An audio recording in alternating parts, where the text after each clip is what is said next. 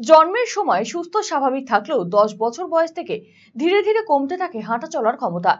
একই জটিল রোগে আক্রান্ত 3 সন্তান, দুরারোগ্য ব্যাধিতে আক্রান্ত 3 সন্তানের চিকিৎসার খরচ জোগাড়তে হিমশিম খাচ্ছে গাড়ি চালক বাবা। উত্তর দিনাজপুর জেলার ইসলামপুরের মীরবস্তি ধানতলা এলাকার বাসিন্দা শহীদুল শেখ এবং সুরেজা খাতুনের 3 ছেলেই একই রোগে আক্রান্ত। প্রথমে বড় ছেলে সোয়েব মোহাম্মদের 10 বছর পার হওয়ার পর থেকে এই অসুস্থতার লক্ষণ ধরা পড়ে। পা ফুলে গিয়ে হাঁটা চলার ক্ষমতা কমে যায়, ধীরে ধীরে শরীর শুকিয়ে যেতে থাকে, এমনকি হাত পাও বেঁকে যাচ্ছে। বড় ছেলের পর এই রোগের লক্ষণ ধরা পড়েছে মেজ ছেলে জামশেদ আলম এবং ছোট ছেলে সাদ্দাম হোসেনের। জটিল এই চিকিৎসা শিলিগুড়ি, কলকাতা, দিল্লি এবং রাজস্থানের নানা হাসপাতালে ছুটে গেলেও কোনো লাভ হয়নি। ধীরে ধীরে ছেলেদের শারীরিক পরিস্থিতি আরো খারাপ হতে শুরু করেছে। অন্যের গাড়ি চালিয়ে কোনো মতে সংসার চলে শহীদুলের। ছেলেদের প্রতিবন্ধী ভাতা যা পাওয়া যায় তা ওষুধে ফুরিয়ে যায়। স্থানীয় জনপ্রতিনিধি থেকে শুরু করে পঞ্চায়েত কর্তৃপক্ষ সকলেই এই বিষয়ে জানলেও সেভাবে সহায়তা পাওয়া যায়নি।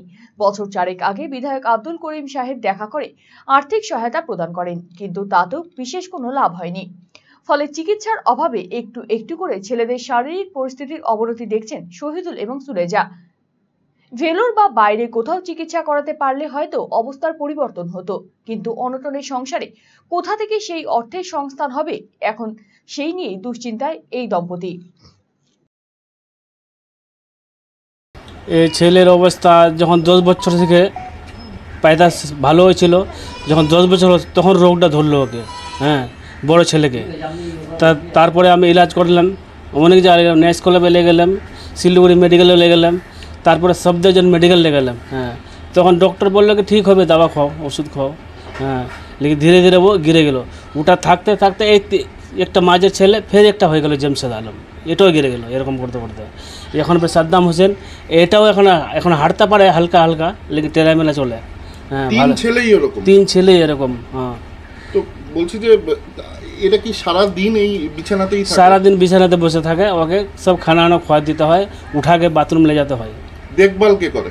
দেখভাল আমিও করি, ওর মা করে। আমি সকালে বাথরুম করে আমি চলে যাই গাড়ি নিয়ে, অন্যজনের মালিকের গাড়ি চালাই।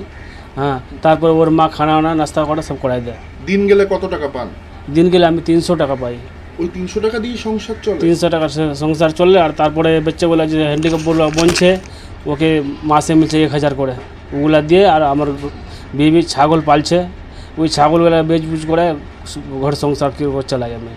এখন আমি চাইছি যে আমার ছেলেগুলোকে ভেলোর নিয়ে যাবো ইলাজ করার জন্য, ওখানে বলছে কি ইলাজ হবে। হ্যাঁ, একটা ছেলে হলে তো কোনো আমি কিছু করতাম না, এই 3টা ছেলেকে অনেক কষ্ট হয় আমাকে।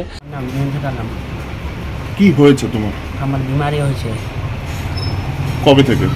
बीमारी 10 साल से 10 साल से। তো জন্মের সময় থেকে না? জন্মের সময় না। তাহলে मेरा बीमारी 10 साल से शुरू हुआ है। আগে হাঁটতে পারতে? হাঁটতে नहीं पारी। জন্মের পরে হাঁটতে পারতে? हाँ, তারপর কি হলো? 10 साल बाद 10 साल के बाद में ये बीमारी शुरू हुआ। 10 साल के बाद आप 10 साल के बाद हुआ, लेकिन 20 साल में मैं चलने नहीं पाता हूँ। एकदम नहीं चल सकते? बिल्कुल नहीं।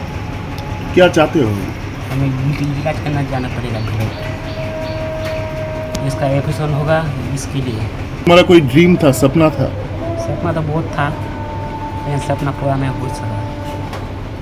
এটা আমাদের বুলেট মডেল আছে, স্ট্যান্ডার্ড ব্ল্যাক।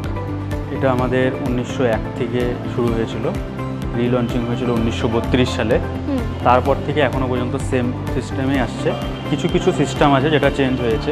অ্যানালগ মিটারের সাথে ডিজিটাল মিটারটা অ্যাড করা হয়েছে, চার্জিং ফাস্ট চার্জিং পয়েন্ট দেওয়া হয়েছে, ডুয়েল চ্যানেল ডিস রয়েছে।